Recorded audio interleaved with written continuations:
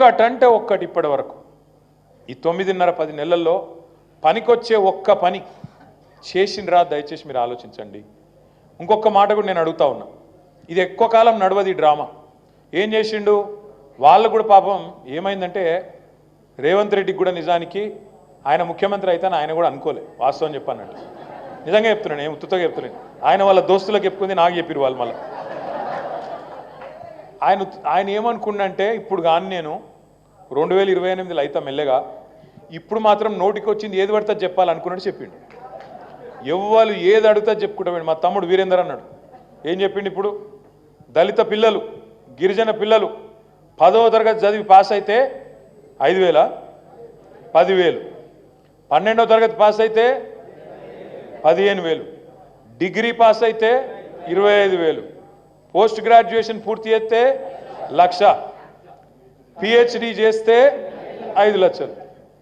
నేనేమంటున్నా, నిజంగా ఎవడన్నా ముఖ్యమంత్రి అయితే అనుకుంటాడు బరువు బాధ్యత ఉన్నోడు గిసొంటి హామీలు చెప్పి మళ్ళీ రేపు ఏమవుతుందో అన్న ఫిగర్ ఉంటుంది, చేయకపోతే ఇబ్బలుతుందన్న ఫిగర్ ఉంటుంది. కానీ రేవంత్ రెడ్డి అవేం ఆలోచన చేయలే. ఏ ముందు పెట్టనైతే పెట్టిరువా, ఇచ్చేది ఉందా, మనం అయ్యేది ఉందా, పీకేది ఉందా అని పెట్టిరు. పెట్టేవారికి ఏమైపోయింది, ఆయనతో పుసుకున్న తంత గారెల బుట్ల పడ్డట్టు ఆయనతో వచ్చి పడ్డాక ఏం చేసిండు, ఏం చేయన్నది వీడికి వచ్చినాక. ఎన్నడూ మంత్రి పదవి చేసిన అనుభవం లేదు, ఎన్నడూ ప్రభుత్వాన్ని నడిపిన తెలివి లేదు. ఎప్పుడైనా అవతల కూర్చున్నాడు, ఒరుడే తప్ప ఇంకోటి తెలియదు. ఇప్పుడు కూడా ఇంకా అలవాటు పోతలేదు. మైక్ అందుకున్నాడంటే ఏంది మొదలుపెట్టుడు. ఇదివరకు ఏం చేస్తుండే, లాగుల తొండలు పంపుతా, ఏంది గుడ్లు వీకి గోటీలాడతా. ఇప్పటి కూడా గవే దిక్కుమాలిన మాటలు, గవే దిక్కుమాలిన కథలు. ప్రభుత్వాన్ని నడుపుడు అంటే డైలాగులు కొట్టినంత ఈజీ కాదు, పంచ్ డైలాగులు కొట్టినంత ఈజీ కాదు. లాగుల తొండలు దొరబెడతా, గుడ్లు వీకి గోటీలాడతా అని డైలాగులు కొట్టినట్టు ప్రభుత్వం కూడా మాటలతో నడిచిపోతే బాగానే ఉండు, గట్లు ఉండదు. అందుకే ఏం చేసిండు, సెక్రటేరియట్కి వచ్చి రాగానే ఆ ముఖం వేసుకొని ఎక్కిలెక్కిలు నవ్వుకుంటా ఇక్కడ లంకె బిందెలు ఉంటాయనుకొని వచ్చినా లంకె బిందెలు లేవు. ఎవడెత్తుతాడే లంకె బిందెల కోసం?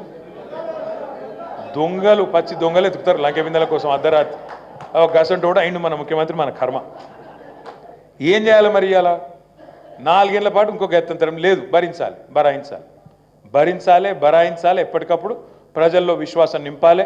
పెద్దలు మధుసూదనాచారి గారు చెప్పినట్టు మళ్ళా కేసీఆర్ను తిరిగి తెచ్చుకోవాలి. అది మన బాధ్యత. రాష్ట్రానికి వీళ్ళ నుంచి విముక్తి కలగాలి. ఈ విషయంలో నేను ఒకటే అంటున్నా, కొంతమంది పోతారు, పోనీ ఏం కాదు, మనకు కూడా అది మంచే. కుండ వలిగింది కానీ కుక్క బుద్ధి తెలిసింది అన్నట్టు కొంతమంది పీక్తే వీకిరు, ఏం కాదు, వాళ్ళు లొల్లిపోయింది. అధికారం ఉన్నప్పుడల్లా బెల్లం చుట్టూ ఈగలెక్క తిరిగిన వాళ్ళు, పెద్ద పదవులు చేసిన వాళ్ళు, స్పీకర్ పదవి చేసిన వాళ్ళు, మంత్రి పదవులు చేసిన వాళ్ళు, సిగ్గు లేకుండా ఇవాళ రేవంత్ రెడ్డి చుట్టూ వాళ్ళు ఏమేమి తిట్టిన వాళ్ళని రేవంత్ రెడ్డి మొత్తం ఉన్నాయి సోషల్ మీడియాలో. దున్నపోతులను తిట్టిండు, అదేదో దివాంచి బార్ కాడ బీడీలు అమ్ముకుంటాడని తిట్టిండు. అయినా సిగ్గు లేకుండా పోయి వాళ్ళ దగ్గర కాలకాడ ఇవాళ తల వంచుకొని పనిచేస్తూ ఉన్నారు. ఇంకా నీతిమాలిన రాజకీయం ఏంటంటే, సరే మన ఎమ్మెల్యేల ఇండ్ల చుట్టూ తిరిగి కండువాలు కప్పిండు, 10 మందిని ఎత్తుకపోయిండు.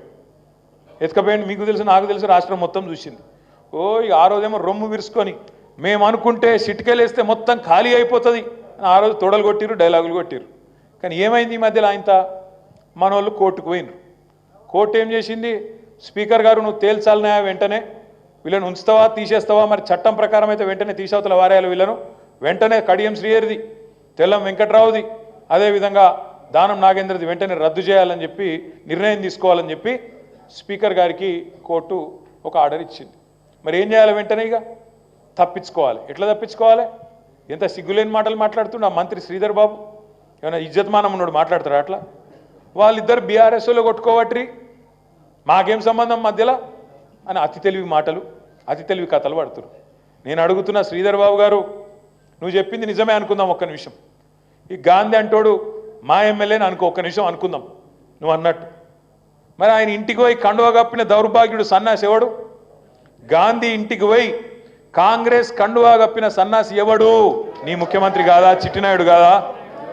మరి ఇక నీ లెక్క ప్రకారం, నీ లాజిక్ ప్రకారం ఆడు మావాడే ఈడు మావాడే అంటే మరి మీ వాడు ఎందుకు పోయి కండువా కప్పిండు?